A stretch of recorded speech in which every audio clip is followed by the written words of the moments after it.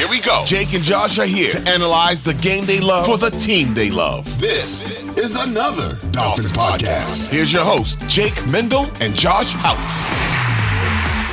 Thanks for tuning in to another edition of another Dolphins podcast. Today is a massive, massive day for Dolphin fans. It is our Super Bowl. It is legal tampering day. It's going to be a little different this year, but we're going to have some fun either way. Thank you so much for joining us to start the new week. Merrick Brave, Joshua Houtz. How we doing, gentlemen?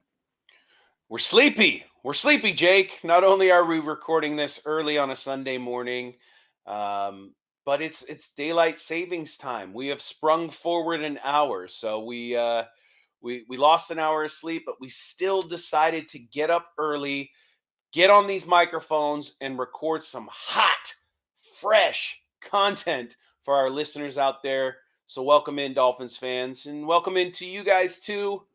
How you doing, Josh? Yeah, I mean, we're such brave people coming on here doing a podcast the way you make it sound. Very brave. Yeah, I didn't even know we were springing forward. I mean, I know you spring forward this time of the year, but I had no idea it was coming up until Jake mentioned it. Of course, all three kids woke up despite, springing forward, having trouble getting up any other morning. They all woke up as soon as we were getting ready to do this podcast. So happy legal tampering day, I guess. Doesn't quite feel like years past when we had all that money, when we had our eyes on that big high-priced free agent. I personally don't even know who I want the Dolphins to get, but I'm interested to see what they do with the money they have and what they're going to do to get some of that money. So happy to be talking Dolphins with you guys. Jake, how are you doing, man? I think we just kind of solved the key, Josh. We always like to go back and talk about like how long we've been doing this. We used to write for Cover 32 like a decade ago. We wrote for the Phinsider. We still write for the Phinsider. We podcasted for the Phinsider. I remember 10 years ago, it was following the 2012 season, that the Dolphins had all this cap space under general manager Jeff Ireland. And I just remember that legal tampering window. It is starting at noon today. It was never like that before. It used to actually be 4 p.m. And it was so ridiculous because you could tell how much illegal legal tampering was going on before the legal tampering period, because as soon as that clock hit, and I just remember the most excited I was as a Dolphins fan, like over a stretch of time, not just a single play, was refreshing. And it's Mike Wallace signs to like a 4 years or 5 years, $60 million deal. You refresh again. Donnell Ellerbe signs to a deal. It's like, oh my God, what are all the Dolphins doing? Then they do the same thing with Philip Wheeler. You see them get rid of Kevin Burnett, Carlos Dansby. At the time, you have the Ian Rappaport, it's Adam Schefter saying, well, the Dolphins mean business. They're really going for it here. Little did we know it wasn't the best way to build a franchise, but just seeing everything develop so quickly early on in the Twitter days was so damn exciting. That's how we've gotten to the point now where there's 3 whole days of legal tampering. That begins on Monday. I think free agency begins on Wednesday at 4:00. So, I mean, the Dolphins have a rich history with free agency. I didn't even talk about Ndamukong Suh, but Merrick, I mentioned at the top, this year it's going to be looking quite different. Yeah, not a lot of money. In fact, they're still negative money. The Dolphins don't even have a single dollar that they can spend in free agency currently. Now, again, we're recording this early on a Sunday. It'll be releasing on a Monday. So maybe something happened later today. Maybe we get a restructure, a Tyreek Hill restructure, or Jalen Ramsey restructure. A Zach Sealer restructure could open up some cash. A Bradley Chubb restructure. So there are mechanisms that the Dolphins can pull here to get more money, to spend some free agency dollars. But like you both mentioned, it's not going to be that big spending spree that we've been accustomed to from years past. The Dolphins are pinching their pennies right now. They have people they still need to pay. Tua Tagovailoa is about to get a massive contract, which could save the team some money, but it doesn't sound like that's going to happen within the next day or two. It doesn't sound like that's going to get done before free agency truly begins on Wednesday. So that might be more of a pseudo post June 1st addition, much like the Xavier Howard money. The $18 million from Xavier Howard is going to hit post June 1st. But the Dolphins will find ways over the next few days to create some cap space and, make a little, not a big splash, but, just like you, a little step in the puddle, you get your toesies wet. They'll grab a couple people on some lower dollar amounts. And we're kind of already seeing that with some of these re-signings. You got Nick Needham coming in on a new deal. Still kind of waiting on numbers for that, I believe. You got Jake Bailey, punter, getting a 2-year deal. Which Bananas. have you seen one person on Twitter say that was a good move? Has there been one person that's like, "Hey, this is good"? I haven't seen someone say they're indifferent. No, everyone's pissed. Everyone's mad. Everyone's angry. I did see, I think it was Kyle Krabs from the Locked On Dolphins podcast. He mentioned that it was likely due for holding reasons, snap holding on field goals, and Sure. Danny Crossman believes that having continuity there is going to help Jason Sanders continue to have back-to-back good seasons for like the first time ever. Like he always has a good season, then a bad season, a good season, bad season. But yeah, if we're re-signing a punter and giving him $2 million a year because he holds the ball well on field goals, I just feel like maybe you could find somebody who does that, but also punts well. Jake Bailey, not that guy, not a great punter. I don't know. We'll see. Maybe he'll step it up in year 2 in South Florida. But point being, the Dolphins will open up some cap space. They'll make a couple little small signings, and we'll see if we can fill some of these holes. Because right now, it feels like we're losing some big name guys in free agency, and that makes me a little sad. Yeah, it's going to make us all sad. I mean, I think it's kind of funny. We're sitting here in March, and we went from Super Bowl aspirations, sitting here and talking about how we can get continuity kicking field goals. I'm joking. I mean, I guess I know it's more than that, No, but you're not. I think I guess I'm not. I am a little bit bitter still, but I think the one difference between these teams and the ones when we had all that money to spend is we do have star players on the team now, right? We have guys we got to pay. We have Tyreek Hills, Bradley Chubbs, Jalen Phillips. I have to always throw him out there. I mean, Jalen Ramsey. The list goes on and on. I know I missed so many people. Jalen Waddle. Javon Holland. But the point is, we have those guys. You did mention a Zach Steeler restructure. He'd probably be getting an extension, though, right? Did you see those numbers going around comparing it to Christian Wilkins? He's getting like a third of that deal. So this guy's going to want to get paid. But I go back to what Jake said, remembering having all that money. I was in culinary school, living in like a 1-bedroom apartment with my fiance at the time, and I remember being so happy when they signed Mike Wallace. That was the guy that I just remember big play after big play living up here in Pennsylvania. Didn't watch the Steelers games, but you would always see the highlights, and you're just thinking, what could he do to this Dolphins offense? You didn't care what they threw at him, and my Mike Wallace jersey has tape over it now, and it had Parker on it, and then I think I may have went over that with Cedric Wilson. It's a sad day for that, but yeah, I'm intrigued to see what Chris Grier could do because, you got to pony up, right? We knew this cap situation was going to happen. He's bringing back some of his own guys, like Merrick said, but yeah, I don't know about that Jake Bailey signing. Damn, I forgot Brandon Gibson. How could I disrespect Brandon Gibson like that? He had a huge touchdown against the Patriots. There's an illegal batting the ball that game. That's the one thing I definitely remember quite a bit from that one. Josh, one thing that you're very good at and one thing I'm not that good at is you like to say that you just ignore the comments. Sometimes I like to go into the YouTube. I like to check the comments. I like to see the feedback. And there were some people a little annoyed that we weren't really bashing Chris Grier for the situation that the Dolphins are in. I mean, I don't think we've said it enough that the Dolphins have the littlest amount of cap space in the entire NFL. They're currently at negative $23 million in cap space. That isn't Chris Grier praise. I don't know how that could sound like it. But the one thing that I think people are starting to talk about now, especially with the draft picking up, is the comp picks, is what the Dolphins are going to do with just 6 draft picks, no picks added to the formula based on former free agents. And there were some people really riled up about how could Chris Grier let them get into the situation. No 3rd round pick, because how could Chris Grier let Stephen Ross tamper with Tom Brady? No 4th round pick because they traded that in the Bradley Chubb deal. Just something I want everyone to keep in mind as we establish this Dolphins roster building saga. 5 years ago, they had to tear everything down. They had no good players. And when you have no good players, you really can't get any comp picks. So really keep it in mind when you want to rebuild an entire roster, an entire organization. There is going to be some times where you have to take a massive step back because you aren't getting, you're not letting prime Cameron Wake walk, right? They traded him. It was very late in his career, I think, to the Titans. I mean, he might have been a free agent. I apologize. Either way, I think of the Titans with Tannehill. I think of cutting suit. Like, those are things you've got to keep in mind, that for the Dolphins to get to this point, it wasn't just that 1 year of dead cap in 2019. It was the understanding that there are going to be years 2020, 2021, so on, where you're not going to necessarily have these picks. You're going to have more cap space, and you need to use that to bring in some stars because that is your most effective way to do so. So that's my little rant before we get started here. Merrick, any thoughts, or are you ready to get into some burning questions? No, I'm with you, Jake. And you touched on it earlier, Josh. The reason why the Dolphins are where they're at right now, especially with that cap space, is because they have good players. Because you had to pay Tyreek Hill $30 million a year. Because you're paying Jalen Ramsey. You're paying Bradley Chubb.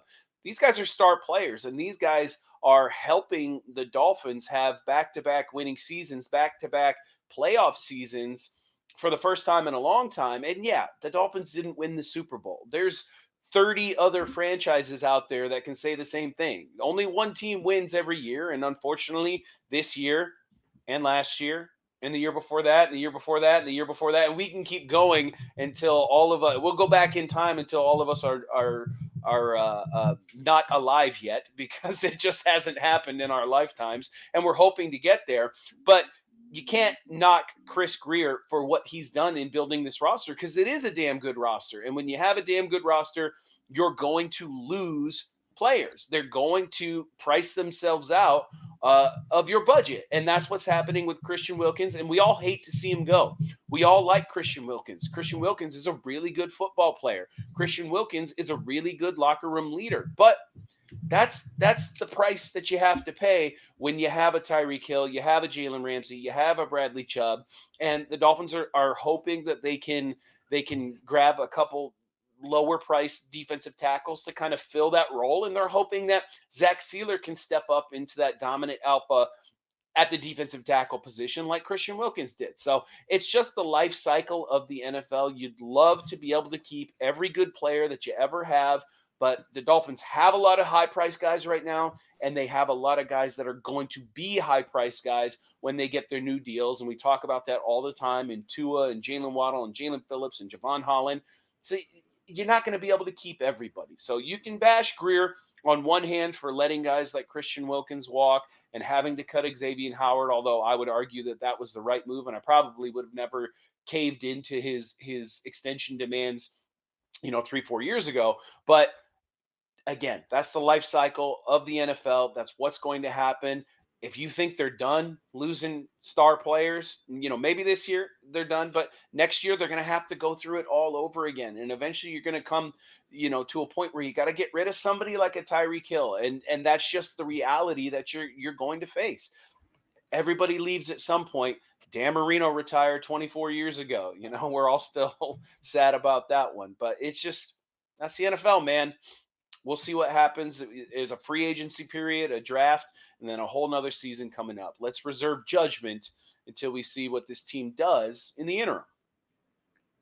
Yeah, I'm going to the never read the comments section, Jake. I remember I used to do it. Used to go back and forth with people in the Finsider. Used to have your whole day ruined because someone would say you don't know football or something so little. So I'm just like, I don't even bother with that anymore. But I do understand why people would be upset with Chris Grier, right? You see all these players that, at this point, they're coming up on a contract. You could have tried to get an extension done previously. But at the same time, as an outsider, we say that, but we don't realize, well, now we realize, right? Christian Wilkins wanted to bet on himself, wants to be paid astronomically. We would most likely talk about that. So I've been up and down on Chris Grier. I'll be the first one to admit I got a Grier Father shirt that someone sent me upstairs with the Godfather logo on Chris Grier's head. But if we go back, and when Jake and I did the podcast immediately after that season when they fired Brian Flores, I was ready to get rid of Chris Grier. So I kind of just been in limbo. I love some of the moves he's made since then. Tyreek Hill, Bradley Chubb.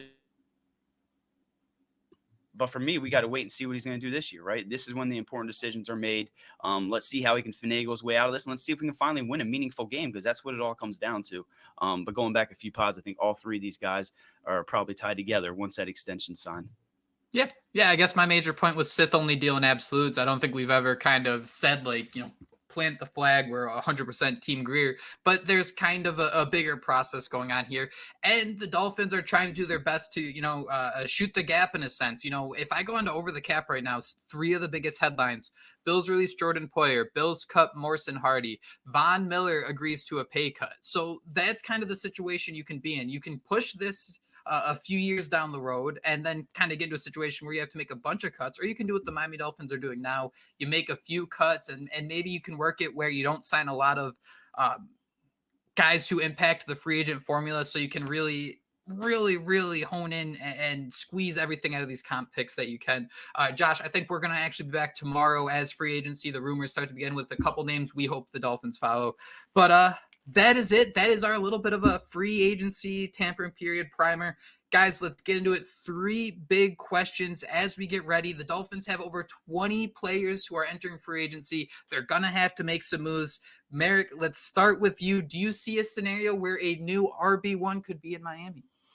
That's what we're doing today. We're bringing up hypotheticals with free agency getting ready to kick off, and this is kind of the one of the big names that Dolphins fans have been talking about for the last few weeks. This would be a big fish, a big splash signing. I'm talking about Derrick Henry. Derrick Henry, former running back of the Tennessee Titans, looking for a new home this offseason. And I want to know, that's my question. Should the Dolphins be in on Derrick Henry? Should the Dolphins go all in on Derrick Henry and make a push to get this monster of a running back in South Florida? And I think a lot of these rumors are fueled by an interview that Derrick Henry did about a month ago where he was asked, where did you want to be drafted? And he said, Miami. He wanted to come play for the Miami Dolphins, and he thought he was going to be drafted by the Miami Dolphins that year. Didn't actually happen. Was drafted in the second round by the Titans, which still blows my mind, right? That Derrick Henry wasn't a first round pick. Like, just seeing how productive he's been over his 8-year career. But that's my question. Should the Dolphins be all in on Derrick Henry? You ready for my answer? God, I think I know which way you're leading, because I mean it's hard to knock over the cap and see that the Dolphins have 2 of the 17 highest paid running backs on the roster. But I think you might be leaning no. I am leaning no, and I hate to do it, right? Because if I'm being honest, Derrick Henry is one of my favorite non-Dolphins players in the National Football League. I've had him on a couple fantasy teams in the past. That has paid dividends. Derrick Henry is a monster in the NFL, just a huge bodied individual. He would certainly change the tone of that Dolphins offense. He would bring some physicality to that Dolphins offense, which is something that I personally would love to see happen. I would love to see the Dolphins get more physical. But for me, like you mentioned, Jake, it's a numbers issue. And if the Dolphins have all these guys that they need to pay, why are you going to spend big bucks on a 30-year-old running back? And everybody knows that's the old adage. 30-year-old running backs, they're about to fall off a cliff. You don't invest in that. Now, if the Dolphins could get him on some sort of cheaper deal, a 1-year deal maybe, then I might be into it. But if you go to spotrac.com, they have him projected to make $10.3 million this season, wherever he signs, whether it's in Miami or elsewhere. And I just don't think the Dolphins, well, they certainly don't have the cap room now, but they'll clear some space. I don't think the Dolphins should be in on Derrick Henry at that number, that $10.3 million number, when they have all these other needs that they need to fill and contracts that they need to pay. Now, we could figure out a way to make that work. Maybe it's a post June 1st signing when they get that $18 million from the Xavier Howard deal. Maybe when that Tua extension comes down the pipe, you get an extra $10, $12 million of spending now. And if it's an all-in move and a 1-year deal and you want to give them whatever, then I could see it work. But like you mentioned, Jake, the Dolphins already have a quality running back room. I don't think anyone's saying that the Dolphins season was lost because their running backs weren't up to snuff. You had Raheem Mostert having a career year. You had Devon Achane literally set the single season yards per carry rushing record with over 800 yards rushing on just 100 attempts. It's absolutely absurd. And you have a Jeff Wilson who, was kind of in and out on the lineup, but he's kind of your bruiser type. So what are you doing with those guys if you do bring in a Derrick Henry? Are you letting Jeff Wilson walk? Probably. Or cutting him, sending him, to the streets. What are you doing with Raheem Mostert? Is he still a Miami Dolphin if you bring in somebody like Derrick Henry? Because in my opinion, that's the only way you can make this work. If you bring in Derrick Henry, you got to get rid of Jeff Wilson. You got to find a trade partner for Raheem Mostert. And you have to continue to invest in Achane. You'd get that old classic Thunder and Lightning duo there of Henry and Achane, which I think we all remember. I think Derrick Henry was part of one of the original Thunder and Lightning duos with Chris Johnson when he was first drafted. Am I right? Was it Chris Johnson and Derrick Henry that those first couple of years there in Tennessee? Was that a Thunder and Lightning duo? I don't remember. I was gonna say, wasn't he in college with Kenyon Drake? That's your Thunder and Lightning right there. We gotta bring back. There you go. Yeah. So I do believe he was in the NFL with Chris Johnson, but who knows? This 8 years ago. I can't even remember what I had for breakfast yesterday. But anyways, as far as Derrick Henry goes, great player. If the Dolphins do find a way to make it work, I'm not going to be mad. I'm not going to be angry, but I just feel like they can use that money elsewhere more effectively. I got a couple interesting Derrick Henry stats for you guys. Derrick Henry in 8 years has rushed for 90 touchdowns. That's wild. Anyone want to guess how many receiving touchdowns? Don't look now. Don't look it up. How many receiving touchdowns Derrick Henry has in his 8 seasons? 90 rushing touchdowns. How many receiving? Has he thrown more than he's received? Oh, you took the wind out of my sails. Damn, that's where I was going with this, Jake. Derrick Henry has 3 receiving touchdowns in 8 seasons. He has passed for 4 touchdowns in 8 seasons. Derrick Henry has more touchdowns throwing the football than he does catching the football. So I don't know if you're bringing Derrick Henry in here to catch balls from Tua Tagovailoa. That would be more of an Achane role, and Mostert if he sticks around if that happens. But Derrick Henry, not much of a receiving threat. His receptions have spiked a little bit over the last couple of years in Tennessee, but overall, not much of a receiving threat. So when he's on the field, you know what the team's doing. And that's another thing.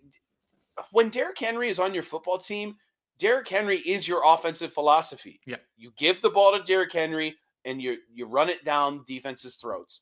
But that's not what the Dolphins do. The Dolphins are a pass-first team. The Dolphins have Tyreek Hill. The Dolphins have Jalen Waddle. And the Dolphins have Mike McDaniel, who quite frankly is just obsessed with throwing the football. And they've done it pretty well over the last couple seasons. So do you shift your entire offensive philosophy because of one player, a great player like Derrick Henry, or do you try and stay the course a little bit? And if Derrick Henry gets brought in, is he willing to take a back seat and not be that workhorse RB1 that gets 400 carries in a season? You know what I mean? Is he willing to get 150 to 200 carries and let Achane do his deal and then let Mike McDaniel call all them passing plays? I don't know. But again, it's really the dollar amount that has me scared. If he does get that $10 million per year, I'm out. That ain't me. I'm not paying that. How do you guys feel? Yeah, I mean, I'm sitting here. It's obviously going to depend on the money. I'm fine with eating Jeff Wilson. I just don't think after what Raheem Mostert just did, right? Leading the league in rushing, we heard how much him and Mike McDaniel's relationship means to him. I think he might be at Mike McDaniel's side until he's ready to ride off into the sunset. But I wake up, one day I'm a homer. One day I'm, seeing things clearly. I love Derrick Henry. If you go back and look, one of the only mock drafts I probably ever did for the Finsider was back when he was drafted. I think it even started with mock drafts are like buttholes. Everyone has one and they all stink. And then I went on and in the second round, I drafted Derrick Henry. So ever since then, I've been a fan of Derrick Henry. I think we've talked about what he could do if you added that type of player like him to this offense. The safeties would then have to come down in the box and try to defend the run because like you said, when he's out there, it means only one thing. And then you still have Tyreek Hill and Jalen Waddle. So I'm sure it could open up an entirely new thing. But if he's going to get paid what it seems like he will. I don't think the Dolphins have any chance of bringing him in with the way their cap space is. And then you got to look at a guy who I jokingly will say, but Chris Brooks, man, I mean, we haven't seen enough of him, but he seems to be a little bit of that thunderous piece, and he's going to cost a hell of a lot more than Derrick Henry. So would love to wake up to my phone and it's saying Derrick Henry signed with the Dolphins because I wouldn't have to figure out the cap situation. Would love to see what he brings to that room, but the guy that's seeing things clearly says there's no way Derrick Henry's coming to Miami. When's the last time Thunder has ever worked in Miami? Serious question. Ricky? I was going to say Ricky. Polite?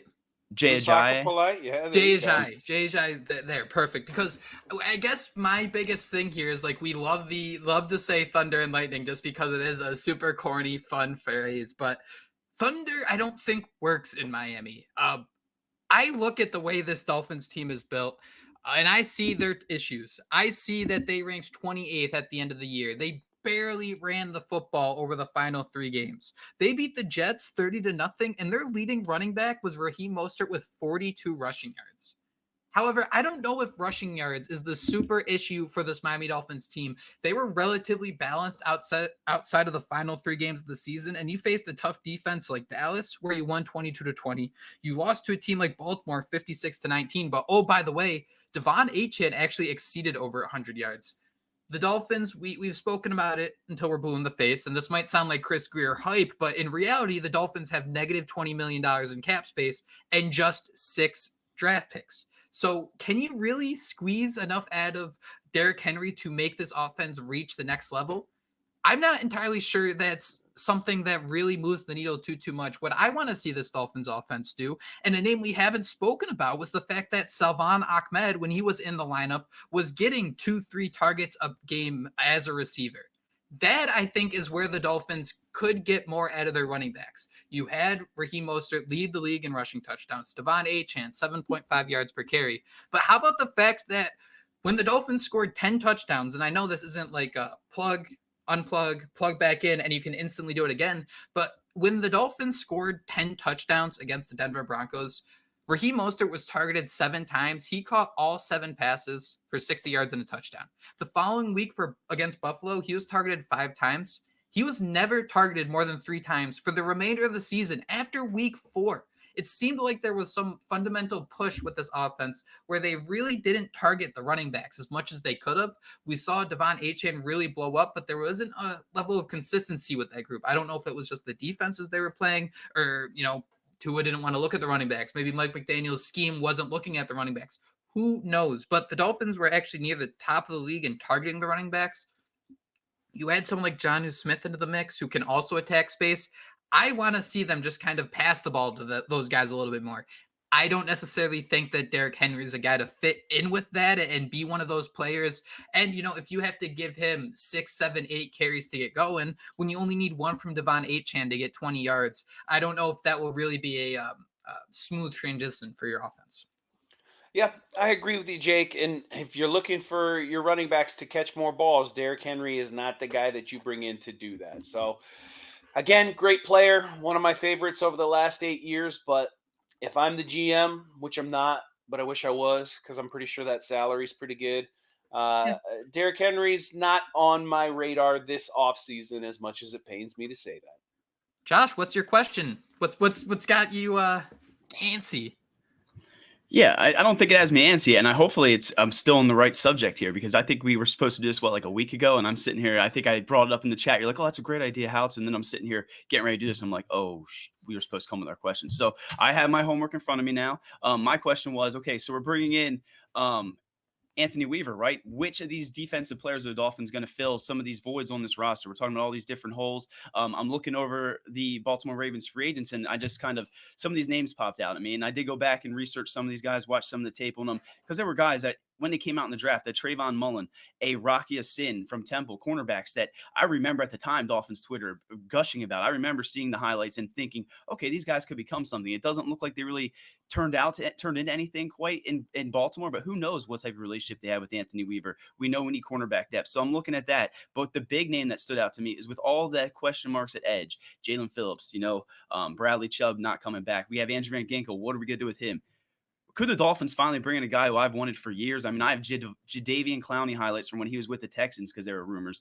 That's a guy who's getting up there in age, but he has had success in that Baltimore defense. A guy that I think could come in here and be that veteran leader on that side of the ball and add a little bit of an edge, right? So I see that name that really stands out. And then there's some linebackers. Drew Rosenhaus is Malik Harrison's agent. So there's some guys here that could come in and be some depth, young players who, still haven't found their way in the NFL, that I believe a guy like Anthony Weaver could, have a relationship with. And I mentioned all these guys, but the biggest name is Geno Stone. I know a lot of people think he's going to follow Mike McDonald to Seattle, but this is a guy that's a safety coming into a defense that right now, let's be honest, doesn't have many safeties outside of Javon Holland. So I looked up on Spotrac. He's projected to get a 3-year deal worth about $72 million per season. I know right now that sounds like a lot of money, but when the Dolphins get down under the cap, I mean, that could be a guy that you bring in that could truly change that defense if, again, Anthony Weaver sees it. So I'm sorry the kids are an absolute disaster here, but I do see some pieces there, and I do think that with the familiarity, if you're bringing in Anthony Weaver and you're trying to get success ASAP, bringing in some of those guys with familiarity that he's already coached, maybe saw some potential in, coming in on the cheap to compete isn't the worst thing in the world. What do you guys think? Well, Josh, I feel like you might have forgot a name, and maybe I missed it when you were speaking there. But isn't there a guy that Dolphins Twitter as they've been up in arms? Should we sign him? Should we not sign him? I'm looking at linebacker Patrick Queen, baby. We just lost linebacker Jerome Baker, and there's a hole in that linebacking core, and it could be filled by Patrick Queen if Anthony Weaver wants to bring in some of his old guys from Baltimore. And I don't know. At first, I wasn't interested in doing it, but now that the Dolphins have gotten rid of Baker, and there's still rumors that Baker might be interested in coming back on a reduced deal if his market isn't what he hoped it would be elsewhere. But if Baker is gone, which he is, and stays gone, which we'll see, Patrick Queen seems like a guy you can slide right on in there and kind of give you what Baker was giving you, but with experience playing under Anthony Weaver and playing that Baltimore-style defense, which obviously Weaver is going to bring to Miami now. So, I don't know. Patrick Queen, depending on the price, I could be very interested in a Patrick Queen. What say you guys? Josh, you kind of already hit this. I mean, they signed Isaiah Mack, who spent 2 years in Baltimore, someone who's been with 8 teams, so it's not like he's going to be a real established vet. But what it is another teacher on the field. I kind of think back to like what River Craycraft was when they were teaching the Miami Dolphins offense when Mike McDaniel came in. You do wonder if the Dolphins, the way they're operating, they're going to make it seem like, all right, Anthony Weaver, you can get one gift under the Christmas tree. Let's go out and sign one guy to a multi-year contract. I kind of liked the idea of someone like Geno Stone. God, Patrick Queen, it's interesting. It's a flashy name, but on the same podcast, we're talking about Donnell Ellerbe and Philip Wheeler. I don't know if I can do it again. That is my biggest concern there. Merrick, we did a podcast series last summer, Dolphins Detail, and one of the names we were really excited about to see in this Dolphins defense because, there was some scenarios where they had to sign a few guys to maybe 2-year deals with the second year being a team option where it is kind of like a hollowed out 1-year deal just to kind of get someone in the door. A name we wanted to see develop, and we were hoping that the Dolphins could turn maybe a contact hit into a double, Malik Reed. He had the experience with Vic Fangio. He's been around the league for a long time, and it just flat out didn't happen. So I'm just kind of curious if after seeing that Mike McDaniel comes in with the defensive coordinator, that they tried to get some Vic Fangio guys in here, and it was just kind of it didn't really give them the upper hand in a scenario where it is kind of a league where it helps who you know and what you know. Were you kind of surprised to see that, and do you think that could have any type of impact on how Grier and this front office approaches things with Weaver taking over? Yeah, it's possible. I was surprised to see that. I thought Malik Reed was going to be a lock for the roster, and then he was cut, correct? Like he didn't even make the team. Yep. Which felt strange to say the least. But, Anthony Weaver's a different style of guy. It feels like while Vic Fangio had a good reputation in the league, it wasn't necessarily from his players, like you saw a couple guys come out and talk about how they enjoyed playing under Fangio, but it doesn't feel like a lot of other players felt the same. And certainly after he left Miami, we found out that he was definitely rubbing a lot of those guys the wrong way. So maybe it's different with a guy like Anthony Weaver, who, looks to be a player's coach, looks to have a sterling reputation amongst players that have played on defenses that he's been with. So maybe it is a thing where Patrick Queen says, whatever it takes, get me to Miami. If that means I take a $1 million or $2 million less per year, sure. Let me go down to South Florida and stick with Weaver, play in that weather and hang out on the beach, no state taxes, all of that stuff that we like to spout nonstop during free agency as Dolphins fans. We'll see what happens. I do like your guys' idea on Geno Stone, though. Rumor is this is going to become a 3-safety defense, not 100% of the time, but a good chunk of time. I think Baltimore ran a 3-safety defense about 30% of the time last season. Right now, the Dolphins have Javon Holland, and, that's it. They got nobody else. Everybody else are free agents. So we'll see what happens with a guy like Deshaun Elliott. But if you need that third safety and you want somebody who has experience in this defense, then Geno Stone could be a nice addition there as well. So I think we will. I don't think we're done with the Baltimore additions. You mentioned Mack, the defensive tackle, coming in, a rotational guy, if he does make the squad. I don't think we're done bringing in ex-Ravens. And if you're going to poach any team's defensive players, Baltimore's not a bad way to go. They're always pretty darn good at defense. Yeah, Patrick Queen was definitely not an overlook. I mean, my kids were absolutely running amok. But I'm kind of with Jake. You were sitting here talking about Dannell Ellerbe, and you kind of just cut a player that was making. I mean, I don't want to say he's a similar player to Jerome Baker or to are similar players. So I guess it does come down to how much, Anthony Weaver trusts him, because that is the middle of your defense. I mean, every pod for the last 3 or 4 years, I've come on here and said the Dolphins need to bring a linebacker. So if this is what Anthony Weaver thinks is that guy they absolutely need, I mean, he's 24 years old, had 84 tackles last year, but Geno Stone, you mentioned it, Jake mentioned, I mean, we need safeties. The good thing is the safety market, as we talked about, is kind of, disrespectful, I guess was the word used. So you may be able to bring back Deshaun Elliott and bring in a Geno Stone. And then you have him and Javon Holland roaming back there. Stone had 7 interceptions last year. So we'll see what happens. And then there are even running backs I was going to throw out there. J.K. Dobbins. And I know Jake said about Gus Edwards. So I've always been a J.K. Dobbins fan. So I joke that Anthony Weaver may even have some ties there to the Baltimore Ravens offense. But one thing's for certain, we need to bring in some cheap production, some guys that can bring some depth, and some of these guys like Araki Sin that we mentioned in the previously or earlier in this pod could fill that role. I think a Gus Bus would be like a fun, cheap signing where you could kind of get your, I don't want to say fake thunder because Gus Bus is an absolute legend, but like it's not like a Derrick Henry level but it'd be a lot cheaper. So that'd be a scenario I think I'd be open for. And I think he's also a respect that could catch a couple passes as well. Guys, for my question here, and I've been thinking about the right way to word this, but hey, the Dolphins had a bunch of picks in 2020, and all of a sudden they have a chance to kind of break in with some comp picks. Who would have thought? That sounds like it might have been some relatively okay drafting. We saw Ezra Cleveland just get a new deal after he was traded in the middle of the season. Are we ready to say goodbye to Robert Hunt, gentlemen? Are we ready to really rebuild the interior of this offensive line after just one strong season from the unit? Last year, the Dolphins, without Robert Hunt, they were 4-3. Last year, without Robert Hunt, the Dolphins reached 30 points only twice. It was against the Jets. Both times were against the Jets. I'm kind of in an awkward situation because Robert Hunt was an absolute stud for the Dolphins. Without him, the 7 games he missed, Miami's leading running back averaged less than 80 yards per game. After seeing this market start to blow up a little bit and seeing that some of these guards are going to get paid, and if you want some details about how this market is looking, Chris Lindstrom was the highest cap number among right guards last year. For the Falcons, he had a cap hit of $13.7 million. Beneath him, Zach Martin, $12 million. James Daniels, $11 million. Brandon Sheriff, $10 million.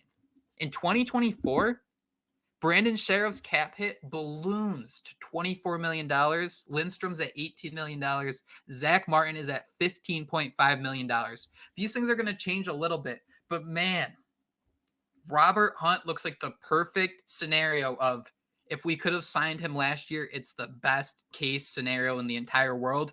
The fact that we didn't, despite these numbers being so concerning, I think you got to let him walk in free agency. I think you just take that 3rd round pick or 4th round pick, say thank you for the time, and just go your separate ways. Because, God, with the talent on this offense, to say that they also need to spend 13, 14, probably a lot more $1 million per year on a right guard, that kind of seems like that's the line where you can't really cross. That's where I'm starting to settle on. Yeah, and you're right, Jake. And it would have been prudent to maybe get a deal done early than to wait until it's too late. But you got to remember, it takes 2 to tango. And maybe Robert Hunt's representatives were looking at the impending free agent market for guards and said, hey, listen, Dolphins are offering you $9-10 million a year to stick around here. That sounds pretty nice, but doesn't $15 million a year sound a little bit better, when you take your talents elsewhere? And I think that's kind of where we're at here. I think the Dolphins really like Robert Hunt. I think in a perfect world, they'd be keeping Robert Hunt. I think all of us like Robert Hunt and would love for him to stay on the Miami Dolphins. But I just think his price has become a little bit too pricey, a little bit too expensive. And again, we talk about it all the time, but the Dolphins don't have any money and they have a lot of guys they have to pay. So tough decisions need to be made. And guard is not considered a premier position in the NFL. The NFL doesn't value guards typically at $15 million a year, which is what Robert Hunt is rumored to be getting on this free agent market. So you take a look at a strong offensive line class in this year's NFL draft. Can you fill his position with a rookie, get a rookie on a cheap deal, and save yourself a few $1 million a season and use that money elsewhere for these other extensions? It's going to hurt to see Robert Hunt go, but I think there is a snowball's chance in hell of Robert Hunt returning to the Miami Dolphins this offseason. They don't got the money for it, and I think they've already said their goodbyes to Mr. Robert Hunt in his nail polish on the way out. So it's sad, but that's the reality of this league, and Robert Hunt is a goner in my opinion. Man, a snowball's chance in hell. That breaks my heart. I mean, this is one of those situations where it's the heart versus the brain, right? I mean, the heart's telling you bring back Robert Hunt.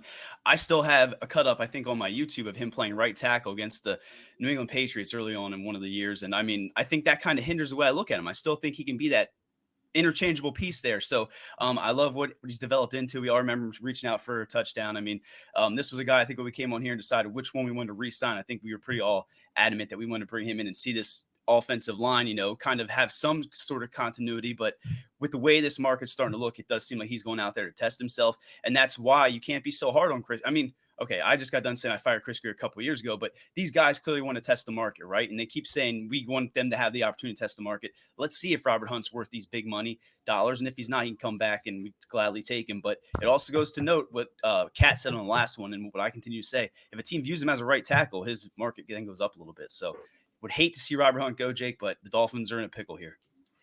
8 right tackles are scheduled to make over $15 million. And that's not including the fact that the cap just went up, so teams are going to spend a little bit more. Nailed it. One team sees him as a right tackle, they let him walk. If I remember correctly, the last right tackle the Dolphins let walk, Juwan James, they also got a comp pick for. That's a little interesting there. So that's where I'm really hoping the Dolphins start to go. And it is one of the greatest scenarios of heart versus head. But guys, as we wrap up here, I have a couple stats to help out the heart a little bit here. I mentioned it. The Dolphins were 4-3 without Robert Hunt. And the fact that they their leading rusher averaged under 80 rushing yards per game without Hunt. But thinking back, week 15, Mostert had 42 rushing yards against the Jets in a 30-0 win. I think that kind of skews things a little bit. Oh no, your rushing game couldn't go, but your defense, were really to help you out in that game. Dallas, they were awesome. The Dolphins were able to beat a team with a winning record due to special teams, 22-20. Mostert only had 46 rushing yards.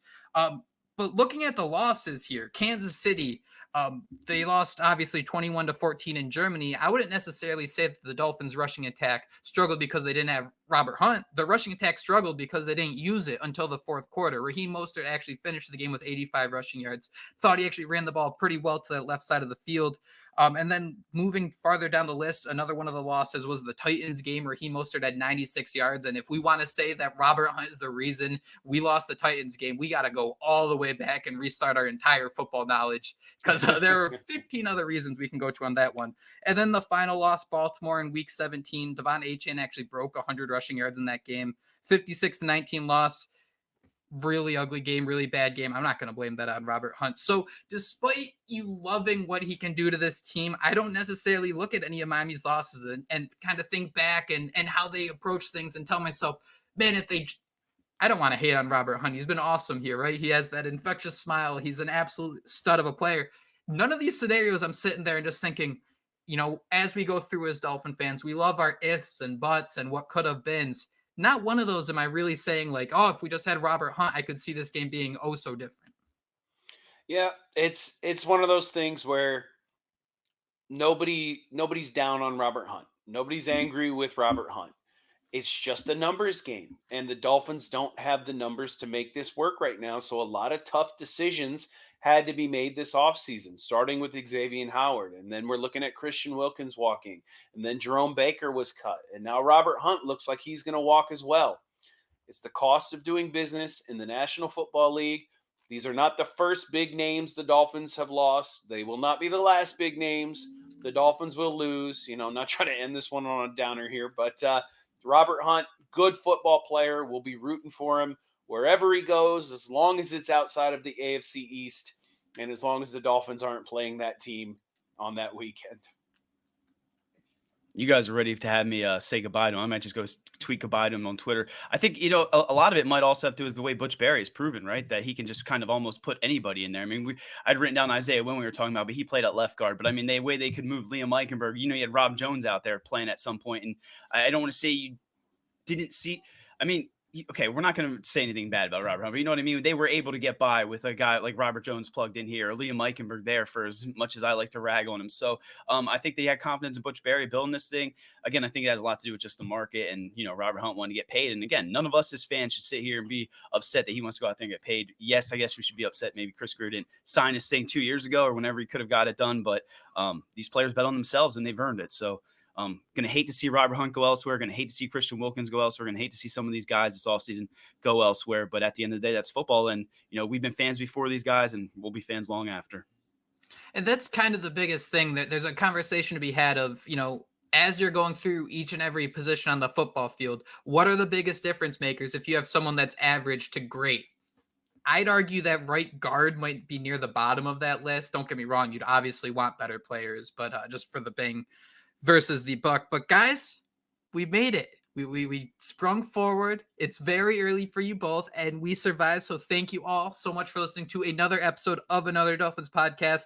It is the start of the new year. It is free agency week, so we will have shows throughout to keep you updated. But that's all the time we have for today. Thank you all so much for joining us. We will see you next time, and until then, fins up.